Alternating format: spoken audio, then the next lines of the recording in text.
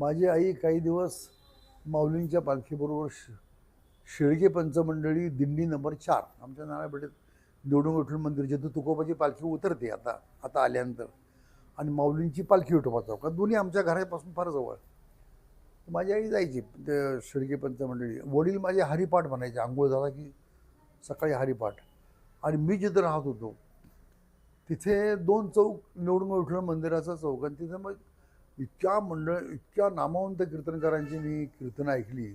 शालेय जीवनापासून मला खूप संधी मिळाली कीर्तन ऐकण्याची.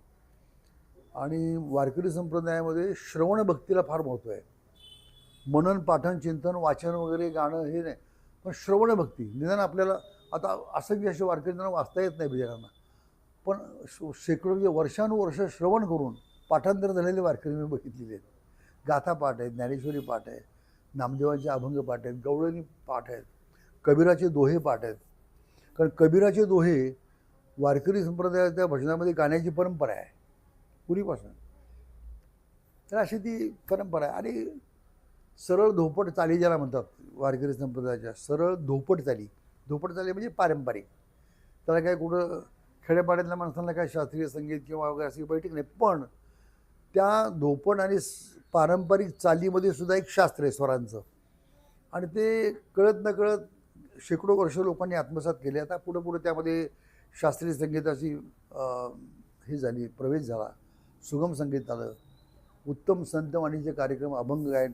वारकरी संप्रदायात उत्तम गाणारे मुळं जुने आणि नवीन तयार झालेली आहेत, उत्तम भजन गातात. मी म्हणजे जयंतराव टिळक लोकमान्यांचे नातू, ते सभापती असताना एकदा आम्ही आळंदीपासून पायी पालखीवर आलो. खूप मजा आली म्हणजे भजन गात. पण त्यावेळी मी एक अभंगही म्हटला होता. मी पूर्वी भजनाला जायचो, गवळण म्हणायचो, अभंग म्हणायचो. माझा आवाजही त्यावेळी बरा होता. मग मी त्यावेळी मास्टर कृष्णराव फुलंब्रीकरांनी गायलेलं एक भजन होतं, ते मी गायलं होतं. तुझेही निळी कोटी चंद्रप्रकाशे, कृष्ण हालकारे कृष्ण डोलकारे, घडिये घडिये घडिये गुज बोलकारे. काय सुंदर म्हणजे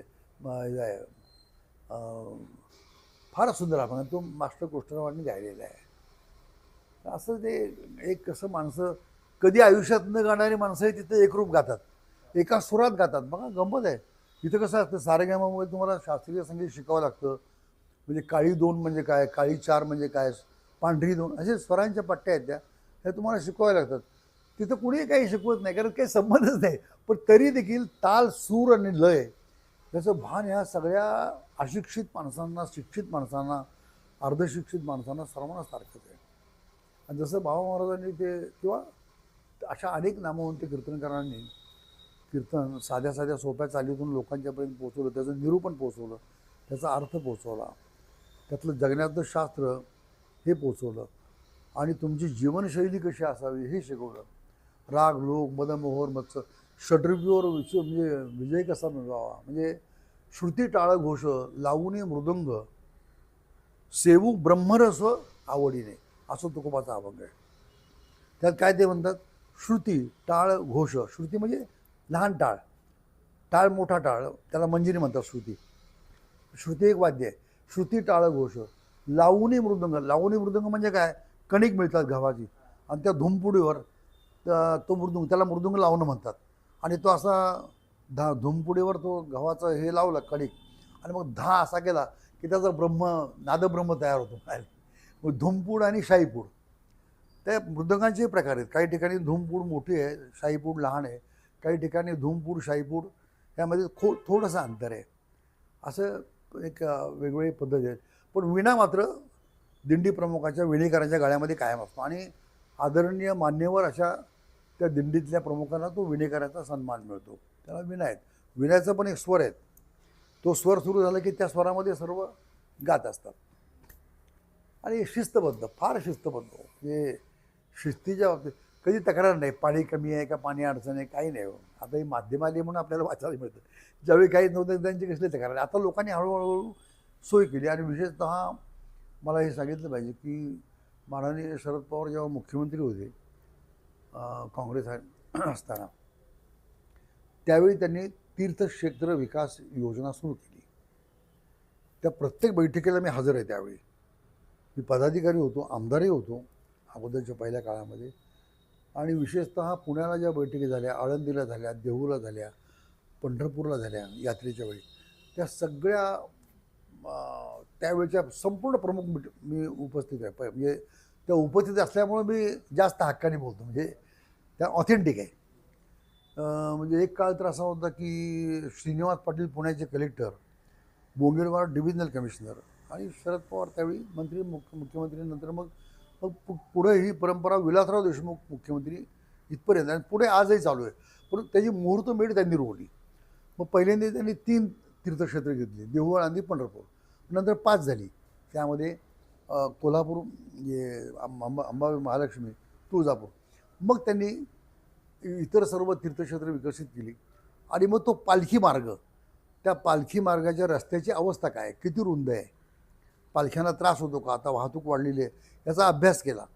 मग पालखी मार्ग रुंदीकरण, पालखी मार्गावर वृक्षारोपण, आणि पालखी मार्गावर त्या पालख्या ज्या ज्या ठिकाणी विसावा घेतात, म्हणजे विसावा म्हणजे थांबतात, आणि काही ठिकाणी मुक्काम असतो, तर त्या ठिकाणी विसाव्याची ठिकाणं उत्तम करणं. ज्या ठिकाणी काही ठिकाणी अशी आहेत की तिथं मुक्कामाची व्यवस्था नीटनेटकी होत नाही.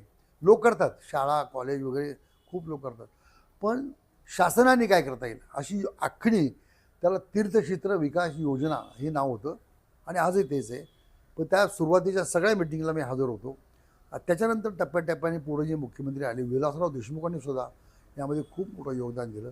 गोपीनाथराव मुंडे, नंतर विरोधी पक्षाचं सरकार आलं, त्यांनी त्यामध्ये पुढं चांगलं लक्ष घातलं. पण त्याची सुरुवात जी झाली ना, ती काँग्रेसचे मुख्यमंत्री शरदराव त्यावेळी असताना ती झालेली आहे. आणि त्यामुळं आज आपल्याला रस्ता रुंदीकरण, पुन्हा मुख्य रस्त्यापासून पालखीचा मार्ग एक वेगळा सबवेसारखा तो मुख्य रस्त्याला येणार नाही, अशी बऱ्याच ठिकाणी काळजी घेतलेली आहे. त्यावेळी लावलेली वृक्ष किंवा झाडं आणि वेगवेगळी ही फार मोठी झालेली आहेत. काही ठिकाणी विसाव्याकरता कॉन्क्रीटचं असं छत वगैरे करून त्यात ह्या गोष्टी केलेल्या आहेत. काही ठिकाणी मंदिरच आहेत, मंदिरामध्ये पालख्यांचा मुक्काम असतो, अनेक दिंड्यांचा वेगवेगळी गोडाऊन, शाळा वगैरे अशी जिथं नाही तिथं शासनाने व्यवस्था केलेली आहे. पाण्याची योजना, पाण्याची फार अडचण व्हायची, स्वच्छ पाण्याची. मग पाणी टँकर योजना, म्हणजे तीर्थक्षेत्र विकासामध्ये काय काय आलं. आरोग्याची ठिकाणं, महत्त्वाच्या ठिकाणी विशेष आरोग्य व्यवस्था उपस्थित करणं, या सगळ्या गोष्टी त्या ठिकाणी केल्या. आणि आज दिवसेंदिवस त्यामध्ये नवीन नवीन सोयींची भर पडते. ही चांगली गोष्ट आहे. म्हणजे पण ही वारी शेकडो वर्ष चालू आहे, अखंडितपणे चालू आहे, आणि ती वाढते, ती कमी होत नाही. म्हणजे जगातल्या लोकांना ह्याचं आश्चर्य वाटतं.